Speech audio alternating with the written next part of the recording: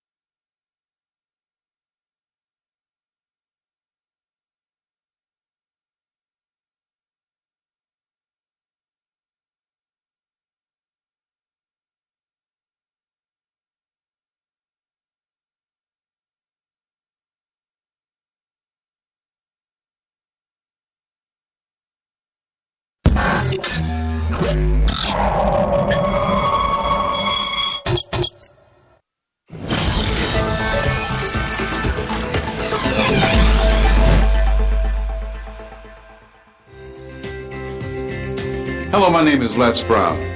Today I want to talk to you about your goals and your dreams. I want you to think about something that's important to you.